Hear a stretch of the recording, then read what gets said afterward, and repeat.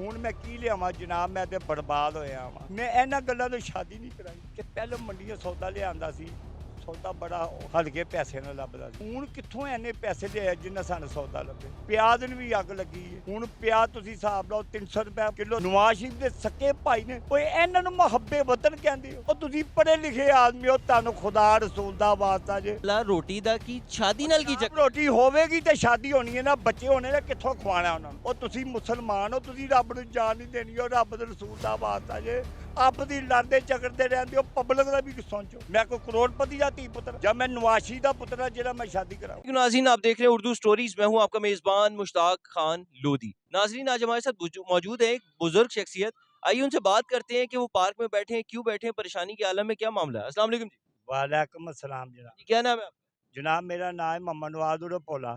अच्छा जी, तो नवाज साहब आप यहाँ पर बैठे हैं, क्यों बैठे हैं ये पार्क में? जनाब मैं इस पासे बैठा हुआ, मैं परेशानी की हालत ही बैठा हुआ। की परेशानी है? जनाब है ये कि पहले मंडियों सौदा लिया सी, सौदा बड़ा माशाअल्लाह हल्के पैसे ਨਾਲ ਲੱਭਦਾ ਸੀ। ਹੁਣ ਕਿੱਥੋਂ ਐਨੇ ਪੈਸੇ ਲਿਆ ਜਿੰਨਾ ਸਾਨੂੰ ਸੌਦਾ ਲੱਭੇ। ਕਦੀ ਕੋਈ ਸ਼ੈ ਲਿਆਂਦੀ, ਕਦੀ ਟਮਾਟਰ, ਕਦੀ ਧਨੀਆ, ਕਦੀ ਹਰੀਆਂ ਮਿਰਚਾਂ, ਕਦੀ 100 ਪਿਆਜ਼ ਲੈਣ। ਹੁਣ ਪਿਆਜ਼ ਨੂੰ ਵੀ ਅੱਗ ਲੱਗੀ ਹੈ। ਹੁਣ ਪਿਆਜ਼ ਤੁਸੀਂ ਹਿਸਾਬ ਲਾਓ 300 ਰੁਪਏ ਕਿਲੋ ਤੱਕ, 250 ਰੁਪਏ ਕਿਲੋ ਤੱਕ ਜਾ ਰਿਹਾ।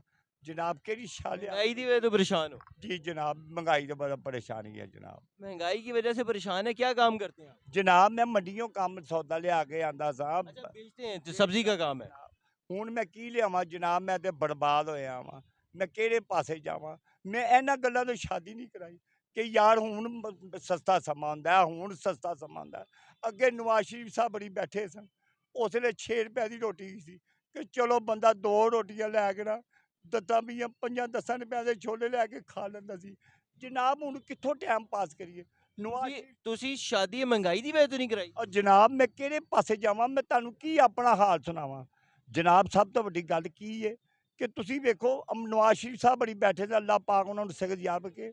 ਅੱਲਾਹ ਉਹਨਾਂ ਦੀ ਬੇਗਮ ਨੂੰ ਜੰਨਤ ਉਤਾਰਨ ਮੈਂ ਨਬੀ ਪਾਕ 6 ਰੁਪਏ ਦੀ ਰੋਟੀ ਦੀ ਇੱਜ਼ਤ ਦੇ ਨਾਲ ਟਾਈਮ ਪਾਸ ਹੁੰਦਾ ਸੀ ਕਿ ਚੱਲ ਯਾਰ ਮੈਂ ਸ਼ਾਦੀ ਕਰਾ ਲਾਂਗਾ।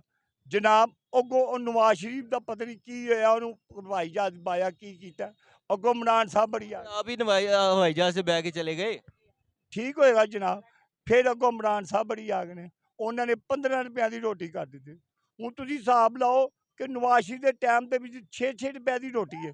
6-6 ਰੁਪਏ ਦੀ ਰੋਟੀ ਹੈ, ਅਰਮਾਨ ਦੇ ਨਾਲ ਇੱਜ਼ਤ ਦੇ ਨਾਲ ਰੋਟੀ ਖਾ ਲੈਂਦਾ ਸੀ, ਨਾਲੇ ਸ਼ਾਦੀशुदा ਦੀ ਰੱਬ ਦੀ ਮਿਹਰਬਾਨੀ ਹੋ ਸਕਦੀ ਸੀ। ਜਨਾਬ ਜਦੋਂ ਗੁਜ਼ਰ ਗਈ ਦੁਨੀਆ, ਫਿਰ ਅੱਗੋਂ ਇਮਰਾਨ ਸਾਹਿਬ ਬੜੀ ਆ ਗਏ, ਇਮਰਾਨ ਸਾਹਿਬ ਬੜੀ 15 ਰੁਪਏ ਦੀ ਰੋਟੀ ਕਰ ਦਿੱਤੀ। ਉਹ ਕਹਿੰਦੇ ਹੁਣ ਸ਼ਹਬਾਜ਼ ਸ਼ਰੀਫ ਸਾਹਿਬ ਬੜੀ ਹੈ, ਉਹ 18 ਰੁਪਏ ਦੀ ਰੋਟੀ ਹੈ। ਜਨਾਬ ਸ਼ਹਬਾਜ਼ ਸ਼ਰੀਫ ਸਾਹਿਬ ਬੜੀ ਨਵਾਜ਼ ਸ਼ਰੀਫ ਦੇ ਸੱਕੇ ਭਾਈ ਨੇ, ਓਏ ਇਹਨਾਂ ਨੂੰ ਮੁਹੱਬੇ ਵਤਨ ਕਹਿੰਦੇ ਹੋ। ਉਹ ਤੁਸੀਂ ਪੜ੍ਹੇ ਲਿਖੇ ਆਦਮੀ ਹੋ, ਤੁਹਾਨੂੰ ਖੁਦਾ ਰਸੂਲ ਦਾ ਵਾਸਤਾ ਜੇ।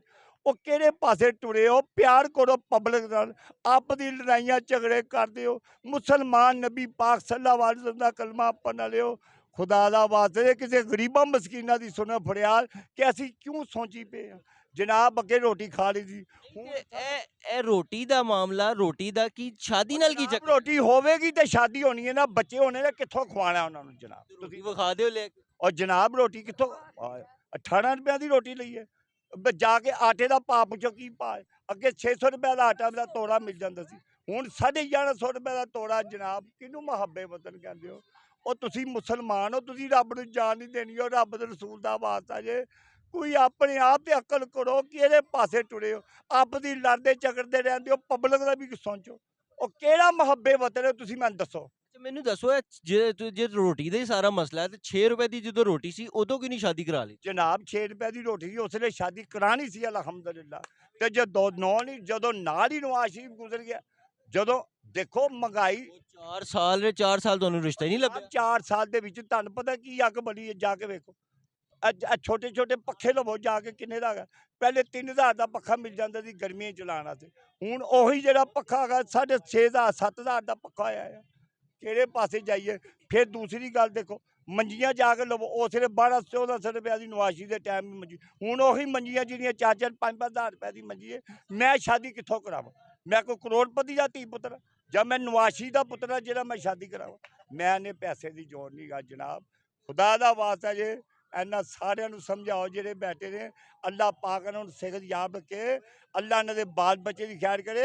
ਇਹਨਾਂ ਨੂੰ ਕਹੋ ਸਮਾਨ ਖਰੀਦਣ ਬਾਹਰ ਜਾਣ। ਇਹ ਆਪਣੇ ਬੈਠੇ ਹੁੰਦੇ ਨੇ ਦਫ਼ਤਰਾਂ ਵੀ, ਜਿਹੜਾ ਆਪਣੇ ਤੋੜਾ ਫੜ ਕੇ ਨਾ ਲਿਫਾਫਾ ਫੜ ਕੇ ਜਾਂ ਹੱਥ 'ਚ ਕਾਰ ਫੜ ਕੇ ਬਾਹਰ ਜਾਣ, ਪਤਾ ਲੱਗੇ ਕਿ ਮਹਿੰਗਾਈ ਕਿਹਨੂੰ ਕਹਿੰਦੇ ਨੇ, ਸੌਦਾ ਕਿਸ ਤਰ੍ਹਾਂ ਖਰੀਦਿਆ। ਆਪਣੇ ਦਫ਼ਤਰਾਂ ਦੇ ਵਿੱਚ ਬਹਿ ਕੇ ਜ਼ਿੰਦਗੀ ਨਹੀਂ ਹੈਗੀ, ਜ਼ਿੰਦਗੀ ਹੈ ਬਾਹਰ ਦੁਨੀਆ ਦੇ ਫਿਰੋ ਟੁਰੋ, ਤੁਹਾਨੂੰ ਪਤਾ ਲੱਗੇ ਮਹਿੰਗਾਈ ਕਹਿੰਦੇ ਕਿਹਨੂੰ। ਜਾ ਕੇ ਮੰਡੀ ਜਾ ਕੇ ਵੇਖੋ ਕੀ ਅਸ਼ਰ ਹੁੰਦਾ ਪਿਆ, ਹਰ ਸ਼ੈ ਨੂੰ ਅੱਗ ਲੱਗੀ ਹੈ। ਕਿਉਂ ਲੱਗੀ ਹੈ, ਕਿੰਨੇ ਲਾਈ ਹੈ? ਹੁਣ ਕੀ ਕੰਮ ਕਰਦੇ ਹੋ ਅੱਜਕੱਲ, ਕੀ ਕੰਮ ਇਹ ਵੇਖੋ ਵਾੜਾਗਰਦੀ ਬੈਠੇ ਆ, ਹੋਰ ਕੀ ਕਰਨੇ ਪਿਆ, ਵਾੜਾਗਰਦ ਬੈਠੇ ਆ। ਘਰ ਹੋਰ ਕੋਈ ਵੀ ਨਹੀਂ? ਘਰ ਰੋਟੀ ਖਾਈ ਦੀ ਹੈ, ਕੀ ਰੋਟੀ ਖਾਈ ਦੀ? ਘਰ ਹੋਰ ਕੋਈ ਨਹੀਂ? ਮਾਂ ਪਿਓ ਹੁੰਦੇ ਨੇ, ਭੈਣ ਭਰਾ? ਆਪ ਆ ਗਿਆ, ਭੈਣਾਂ ਭਰਾ ਭਤੀਜਿਆਂ ਭਤੀਜੇ ਨੇ। ਤੁਸੀਂ ਆਪ ਸਿਆਣੇ ਬਿਆਣੇ ਹੋ, ਕਦੋਂ ਤੱਕ ਕਿਸੇ ਦਾ ਕੋਈ ਖਿਆਲ ਕਰਦਾ? ਤੁਸੀਂ ਮੈਨੂੰ ਦੱਸ ਦਿਓ, ਤੁਸੀਂ ਮੈਨੂੰ 3 ਟਾਈਮ ਰੋਟੀ ਦੇ ਸਕਦੇ ਹੋ? ਦੇ ਸਕਦੇ ਹੋ? ਕਮਾ ਕੇ ਜਦੋਂ ਲੈ ਕੇ ਕਮਾ ਕੇ ਨਹੀਂ? ਆਪ ਹੁਣ ਮੰਡੀ ਜਾਣ ਲੱਗੀ, ਅੱਗ ਬਲਦੀ, ਮੇਰੇ ਕੋਲ 2000 ਦਾ, ਮੈਂ 2000 ਦਾ ਕੀ ਲਿਆਵਾਂ? ਦੱਸੋ ਕੀ ਲਿਆਵਾਂ? 2000 ਦਾ 5 ਕਿਲੋ ਸੌਦਾ ਦੇ, ਇੱਥੇ 5 ਕਿਲੋ ਲਿਆ ਕੇ ਕਿੱਥੇ ਵੇਚਾਂ? ਦੱਸੋ। ਅੱਗੇ 2000 ਰੁਪਏ ਦਾ ਪੂਰਾ ਤੋੜਾ ਭਰ ਕੇ ਆਉਂਦਾ ਸੀ, ਹੁਣ 2000 ਰੁਪਏ ਦਾ ਤੁਸੀਂ ਹਿਸਾਬ ਲਾਓ। ਪਿਆਜ਼ ਵੇਚੀਦਾ ਸੀ, ਹੁਣ ਪਿਆਜ਼ ਦਾ ਹਿਸਾਬ ਲਾਓ। ਅੱਗੇ ਹੁੰਦਾ ਸੀ 30 ਰੁਪਏ ਕਿਲੋ, 25 ਰੁਪਏ ਕਿਲੋ। ਸਾਨੂੰ ਉੱਥੇ 15 ਰੁਪਏ ਕਿਲੋ, 20 ਰੁਪਏ ਕਿਲੋ ਮਿਲਦਾ ਸੀ ਨਵਾਜ਼ ਸ਼ਰੀਫ ਦੇ ਟਾਈਮ। ਹੁਣ ਜਾ ਕੇ ਉੱਥੇ ਪਿਆਜ਼ ਦੀ ਅੱਗ ਪੁੱਛੋ ਕੀ ਭਾਅ ਹੈ? 350 ਰੁਪਏ ਤਰੀ, 400 ਰੁਪਏ ਤਰੀ, 500 ਰੁਪਏ ਤਰੀ। 500 ਰੁਪਏ ਦੇ ਨਾਲ 2000 ਆਵੇ ਮੇਰੇ ਕੋਲ, ਮੈਂ ਕੀ ਜਾ ਕੇ ਸੌਦਾ ਵੇਚ? ਜੇ ਮੈਂ ਪਰੇਸ਼ਾਨ ਨਾ ਹੋਵਾਂ ਤੇ ਕੀ ਹੋਵਾਂ? ਮੈਂ ਪਬਲਿਕ ਦਾ ਕਹਿਣਾ ਕਿ ਤੁਸੀਂ ਵੀ ਸਾਰੇ ਪਬਲਿਕ ਵਾਲੇ ਹੋ, ਜਿਹੜੇ ਖੁਦਾ ਦਾ ਵਾਸਤਾ ਜੇ ਆਪ ਵੇਖੋ ਕਿ ਮੁਹੱਬੇ ਵਤਨ ਇਹਨਾਂ ਨੂੰ ਕਹਿੰਦੇ ਨੇ ਕਿ ਜਿਹੜੀ ਅੱਗ ਬਲੀ, ਇਹ ਕਿਹਨਾਂ ਨੇ ਬਾਲੀ? ਅਸੀਂ ਬਾਲੀ ਹੈ, ਵੀ ਅਸੀਂ ਬਾਲੀ ਹੈ। ਅਸੀਂ ਬੁੱਢੇ ਬਜ਼ੁਰਗ ਆਦਮੀ ਨੇ ਕੀ ਅੱਗ ਬਾਲਣੀ? ਉਹ ਤੁਸੀਂ ਪੜ੍ਹੇ ਲਿਖੇ ਆਦਮੀ ਹੋ, ਅਕਲਮੰਦ ਹੋ, ਖੁਦਾ ਤੁਹਾਡੇ ਬਾਲ ਬੱਚੇ ਨੂੰ ਸਲਾਮਤ ਰੱਖੇ ਜੇ। ਮਹਿੰਗਾਈ ਖਤਮ ਕਰੋ, ਤੋੜੋ ਇਹਨਾਂ ਨੂੰ, ਤੇ ਰੱਬ ਦੀ ਮਿਹਰਬਾਨੀ ਤੁਹਾਨੂੰ ਸਾਰੇ ਦੁਆਵਾਂ ਦੇਣਗੇ। ਅਸੀਂ ਤਾਂ ਬਦਦੁਆ ਨਹੀਂ ਦੇ ਸਕਦੇ, ਕਿਉਂਕਿ ਬਜ਼ੁਰਗ ਆਦਮੀ ਤੁਹਾਡੇ ਤੇ ਨਮਾਜ਼ ਪੜ੍ਹ ਕੇ ਵੀ ਦੁਆ ਮੰਗੀ ਹੈ ਕਿ ਯਾ ਅੱਲਾ ਸਾਡੇ ਤੋਂ ਮੁਆਸ਼ ਖਤਮ ਕਰ, ਆਪਣੇ महबूब मोहम्मद मुस्तफ़ा सल्लल्लाहु अलैहि वसल्लम सदके। ਹੁਣ ਮੇਰਾ सिर दर्द होने पिया, मैं नहीं होने। जी तो नाज़रीन, आप देख सकते हैं कि गरीबों का हाल किस कदर बुरा है, किस कदर मुश्किल हालात में गुजर रही है उनके दिनों रात, कि वो अभी तक शादी नहीं कर सके। इस चीज़ को शायद आप मजाक में ले लें, लेकिन ये एक हकीकत है कि आज का नौजवान भी यही सोच रहा है कि आज की जितने मुश्किल हालात हैं, जितनी महंगाई है, जितने मामलात मुश्किल हैं, तो किस तरह गुजारा करे। अगर शादी करे तो किस तरह गुजारा करे। शादी करना एक मुश्किल काम है, फिर उसको निभाना मुश्किल काम है। फैसला अब आपका है कि कौन ठीक है, कौन गलत है, गरीब की ज़िंदगी कितनी मुश्किल है। बहुत शुक्रिया, अपना ख्याल रखिएगा। अल्लाह हाफ़िज़।